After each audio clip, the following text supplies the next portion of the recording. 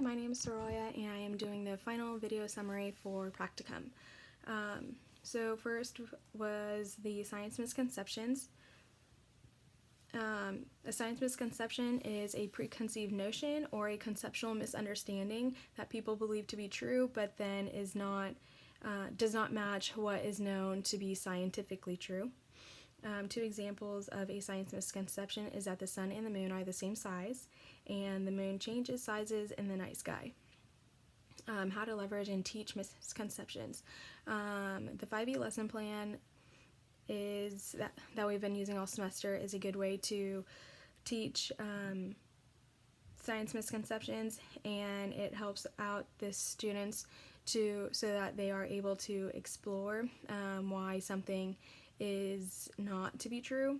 And then a question that you could add in there would be, why do you think that this is true? Why do you believe that this is true? Next was the progression of standards and what that means.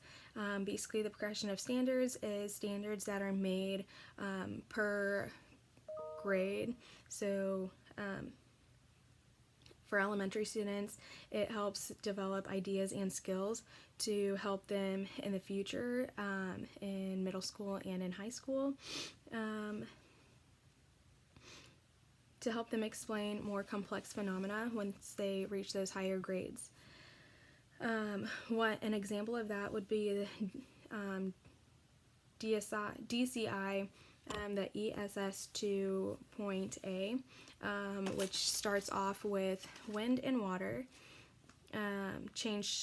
Wind and water change the shape of the land, and then it goes, that would be K through 2, and then from 3rd to 5th grade, it would go into the 4 major Earth systems and how they react, and then it would go into the 6th and 8th grade, energy, the way energy flows, and matter cycles within and among Earth's systems.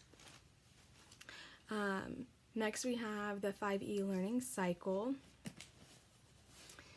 So the 5E learning cycle starts off with engage. Basically, we ask questions in this stage, or in the first part of the lesson.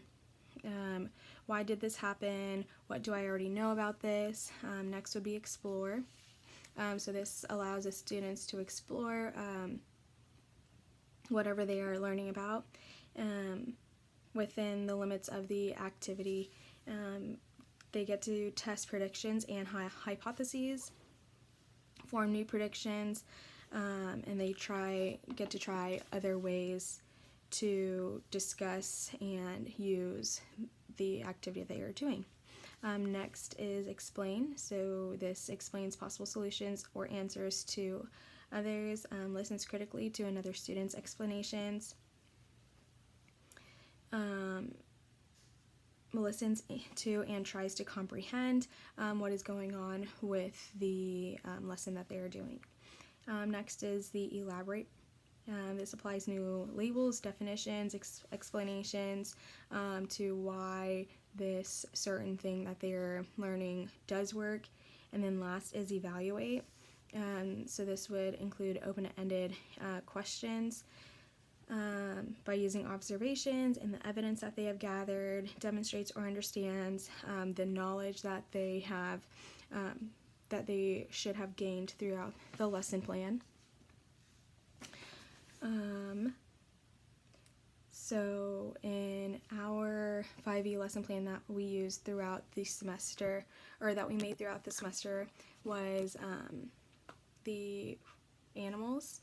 We learned about animals. We started off with the engage as we found a moose llama dance online, and we danced to it. We got up out of our chairs, we danced to it, so that was the engage.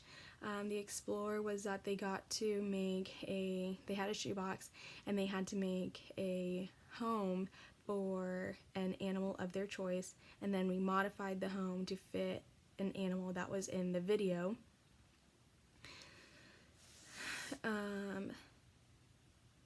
And then next was the engineering design process.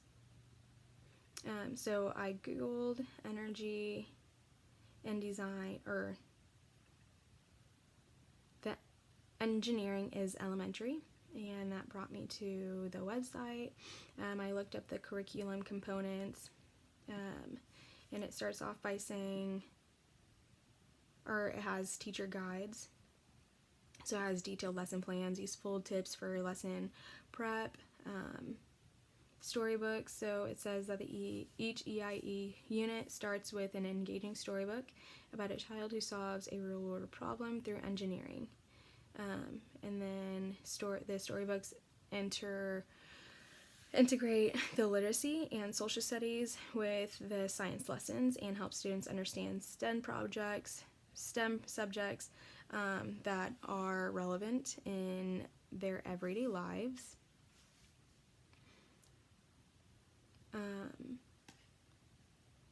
And then it has free online resources for teachers at the bottom, how-to videos, classroom videos, extension lessons, and graphics. I think this could be super helpful in my classroom, just because they send you packages and it comes with all of the stuff inside. It has the detailed lesson plans that you can modify to be your own. Just that looks super helpful. And then, so the last part is, which assignment did I feel was the most helpful and impactful, and why? The one that I liked best was making the 5E lesson plan with my group. It was, I liked learning from the other groups throughout the semester, and I think it's a way better way to learn science than what we have been in the past, and especially growing up. It allows students to explore and engage and think why and figure out why this works, and then at the end of the lesson, we bring it all back together and evaluate it and make sure that they did understand and know what they got out of the lesson and what else they need to learn. I think it's a fun way for students to learn instead of just sitting in their seats all day and listen to the teachers talk. The one that So the unit lesson plan I think was super helpful just because it broke it down a little bit more. I think it could be modified by having that also into the group 5E lesson plan. So instead of just making one lesson plan with your group and then at the end of the semester making 3 more by yourself, I think it would be fun to make a unit lesson plan with your group, maybe 3 or 4 lesson plans all together, and then each group chooses their favorite lesson from their unit plan to teach to the class, and then at the end of the semester they still have to turn in all of the 4 lesson plans as each. So for that big grade, I know a lot of people I have talked to about that, and we all had the same views on that assignment. So just a thought. I had super fun in this classroom, and I am on to Block C.